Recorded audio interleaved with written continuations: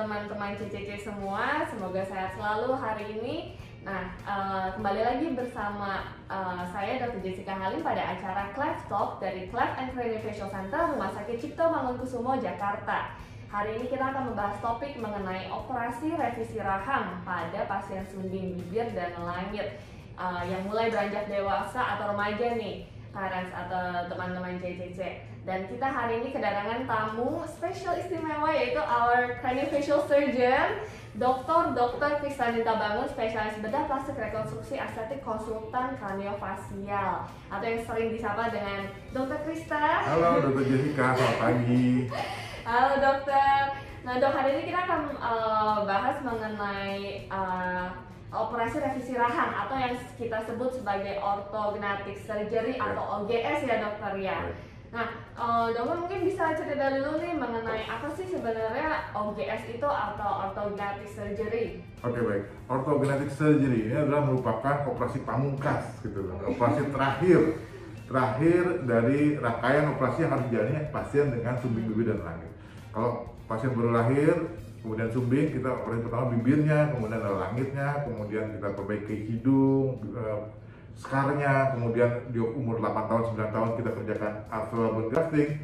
Nah ini setelah pertumbuhannya berhenti, kalau perempuan umurnya lebih cepat, dia 16-17, kalau laki-laki 17-18. Jadi kita sebutnya 18 tahun, nah baru kita lakukan operasi ini, operasi perbaikan rahang atau orthognathic surgery. Jadi OGS ya dokter ya. Kenapa ini perlu diperlukan gitu? Karena begini, ketika anak dengan kelainan sumbing itu beranjak dewasa, makin besar itu akan makin kita lihat bahwa, ini saya bawa contoh ya, akan mengalami gangguan pertumbuhan maksila namanya, atau sepertiga tengah wajah ini tidak tumbuh dengan baik. Biasanya itu karena adanya celah di lelangit, katanya orang-orang bilang karena ada celah di lelangitnya maka perlu dilakukan operasi perbaikan lelangit, sehingga di sini ada parut, ada skar, nah sehingga sepertiga tengah wajah tidak bisa tumbuh dengan baik. Sementara rahang bawah atau mandibular ya kita namanya mandible ini dia tumbuh dengan baik. Yang atas enggak, rahang atasnya nggak tumbuh, rahang bawahnya tumbuh, jadi dia nyaman gini. Jadi kalau yang normal seperti kan, kalau saya dekatkan adalah seperti ini normal misalnya ya, normal hubungan atas itu ketemu dengan baik. Nah kalau pada pasien dengan sumbing bibir ini makin ininya maju mundur, ini enggak. Nah jadi seperti ini, nyaman gini. Jadi rahang bawahnya maju, rahang atasnya mundur. Nah inilah yang memerlukan tata laksana orthognathic surgery. Jadi yang dikerjakan adalah ini. Kenapa dikerjakannya pada usia 18 tahun? Karena pada anak itu karena udah final, jadi udah nggak bisa berubah lagi. Kalau dikerjakan 14 tahun atau nanti maka dia akan masih bisa berubah, jadi perlu dioperasi lagi. Kalau dia belum, kalau pertumbuhannya masih berlangsung kan. Nah 18 tahun udah stop operasinya, jadi dari gigi yang camu seperti ini, di mana rahang bawahnya maju, rahang atasnya mundur, diperbaiki sehingga dia bisa ideal. Ideal dengan proporsinya gigitannya ketemu dengan baik. Baik, jadi memang OGS ini kenapa kita tidak 18 tahun supaya kalau misalnya kita lakukan terlalu cepat, itu takutnya malah masih ada perubahan ya dok ya. Bisa aja camuh lagi gitu bisa. Ya dok. Baik dok.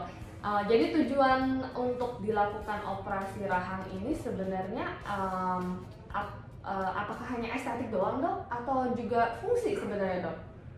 Lebih banyak estetik ya, lebih banyak ke estetiknya. Menurut saya lebih banyak dia ke estetiknya. Baik dok. Okay.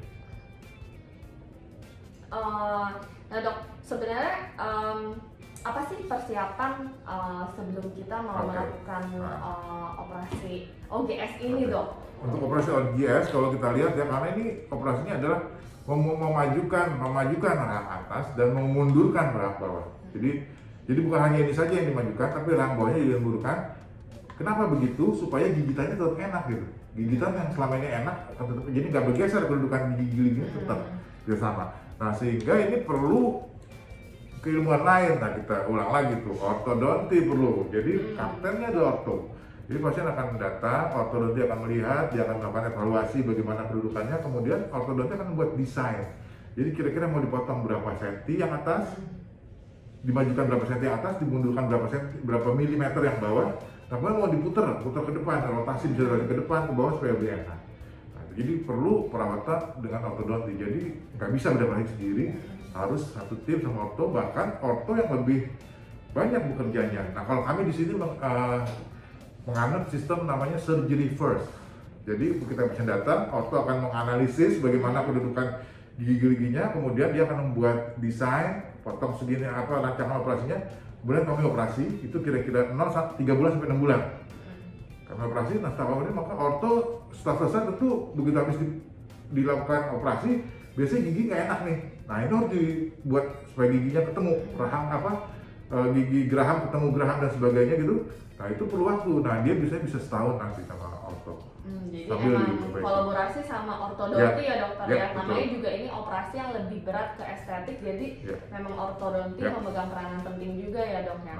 Nah tadi kan dokter sempat bilang kalau misalnya perjalanan pasien sumbing bibir dan langit ini tuh memang secara natural akan membuat rahang atas tuh lebih mundur ya dok ya. Nah mungkin yang orang tua bingungkan nih dok dan mungkin kurang mengerti juga, apakah kalau pasien yang sudah dipalato tetap akan seperti itu camah atau ada hambatan pertumbuhan rahang atas, atau kalau sebenarnya itu hanya untuk pasien-pasien yang mungkin nggak dioperasi palato gitu dok?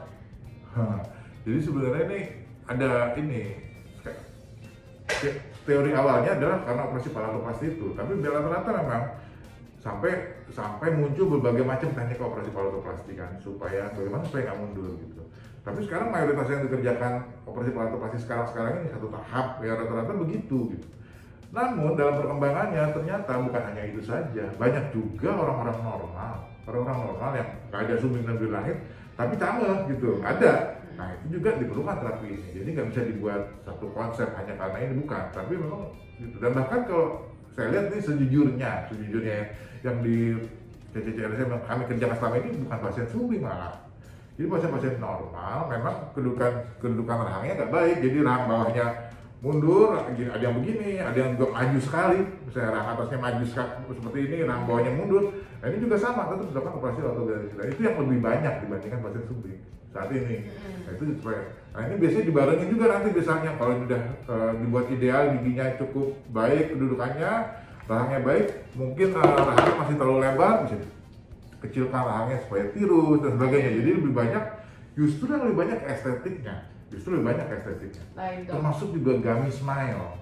Pasien normal gummy smile. Jadi kalau gummy smile itu kelihatan kalau senyum gusinya kelihatan. Nah itu dengan ini juga. Itu dipotong, ini terlalu panjang nih rahang bawahnya, itu dipotong, dimajukan supaya dia ketemu dengan baik. Tapi itu kadang atas dan bawah, makanya ortognatic surgery. Baik dok.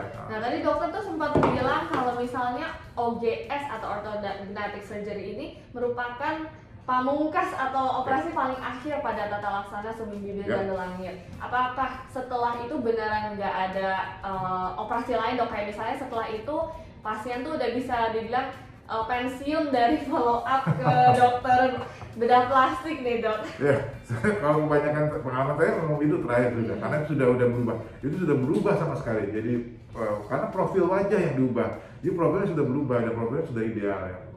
Ya, kalau mau ada yang lain mungkin nanti ada yang mau dimancungin lagi hidungnya dan sebagainya, itu ada juga yang begitu, tapi ya rata-rata terakhir adalah ini sudah. Baik. Jadi sisanya mungkin operasi elektif ya dok ya, tergantung pasiennya requestnya apa gitu ya dok. Operasi sesuai kebutuhan aja.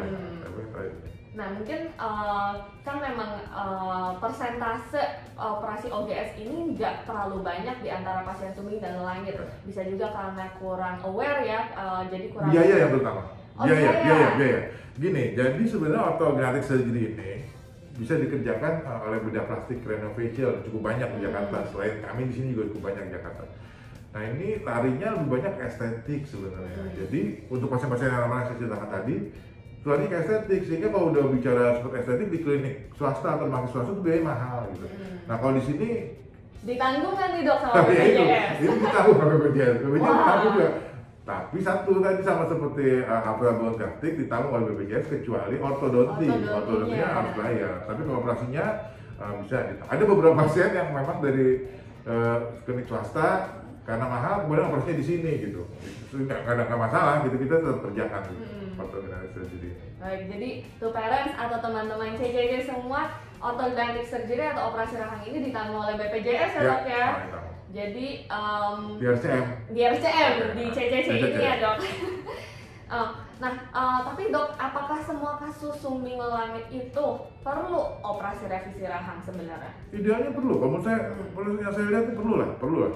Atau minimal kalau nggak sampai ke operasi rahang, minimal ke perawatan ortonya, itu dokter orto yang menilai. Karena maju mundurnya rahang ini sebenarnya nggak semuanya harus dioperasi, tergantung derajatnya gitu. Kalau yang sebagian kasus ada yang nggak terlalu maju, nggak terlalu mundur ya, itu bisa dengan alat-alat yang dimiliki oleh ortodontis kita, misalnya dengan face mask namanya, ditarik secara mekanik gitu, nggak perlu dioperasi, nggak perlu dipotong, cuma ditarik aja bisa. Jadi sebagai nggak semuanya perlu orthodontic surgery, tapi semuanya perlu diperbaiki. Jadi untuk mencapai hasil yang optimal supaya wajahnya cantik atau ganteng, ideal, proporsional, itu memang harus ada yang menggait, harus ada yang menuntut gitu. Nah ini di sini ada orto gitu ya, mereka yang melihat kalau diperlukan operasi kita nggak operasi. Baik, jadi memang ini tergantung tingkat kepuasan pasiennya juga ya dok ya. Tapi kalau misalnya orang tua atau parents nih di luar sana ngerasa bahwa anaknya misalnya kenapa enggak gitu untuk mendapatkan revisi atau perbaikan untuk mencapai hasil secara estetik yang optimal, ya boleh mempertimbangkan operasi ini ya dok ya. Dan ini di usia 17-18 tahun tuh biasanya anak SMA atau mulai kuliah biasanya datang ke sini dan mulai aware dengan penampilannya gitu. Mulai kok rasanya kalau saya begini lebih cantik ya, kalau saya itu ya gitu ya. Jadi emang kita nggak cuma memperbaiki fungsi tapi juga sebenarnya faktor estetik ini juga bisa meningkatkan rasa kepercayaan diri anaknya ya dok ya, dan itu juga bisa meningkatkan quality of life dari anaknya juga ke depannya gitu. Betul. Nah, dok kira-kira ada pesan nggak nih untuk orang tua yang mungkin masih bimbang atau bingung mengenai OGS ini dok? Oke, baik. Jadi buat parents dengan anak-anak dengan kelainan sumbing bibir dan lelangit, jika ingin mencapai hasil yang optimal, terutama dari segi penampilan, estetik untuk wajah, profil wajahnya, maka silakan aja datang ke kami di Cleft Pelayanan Facial Center RCM. Kita bisa berdiskusi mengenai hal ini. Kami di sini punya 2 orang ahli ortodontis yang juga spesial cleft ortodontis. Mungkin ke depan kita bisa wawancara lagi dengan dokter Maca atau Marini. Ya dok, di episode sebelumnya. Dan kita punya 3 dokter bedah plastik yang mengerjakannya. Ada saya, dokter Henny, dan dokter Vika. Jadi kami bekerja dalam tim. Dan juga banyak spesialisasi lain yang juga tergabung ya dok ya dalam tim CNC. Yang diperlukan pasti kita panggil. Jadi kalau usah khawatir, datang aja ke sini. Insya Allah kami akan selalu memberikan yang terbaik, sama seperti motonya RCM. Memberikan yang terbaik ya dokter. Oke. Nah, terima kasih dokter atas waktunya hari ini dan informasi yang diberikan. Semoga dengan episode kali ini parents dan juga teman-teman CCC di luar sana semakin banyak nih ilmunya ya dok ya mengenai OGS dan juga mengenai tata laksana sumbing bibir lelangit lainnya, bahwa tata laksana ini bersifat multistage dari anak baru lahir atau bahkan mungkin masih di dalam kandungan ya dok, sampai beranjak dewasa gitu. Nah, terima kasih dokter atas waktunya. Sampai berjumpa di lain episode. Oke, baik, bye.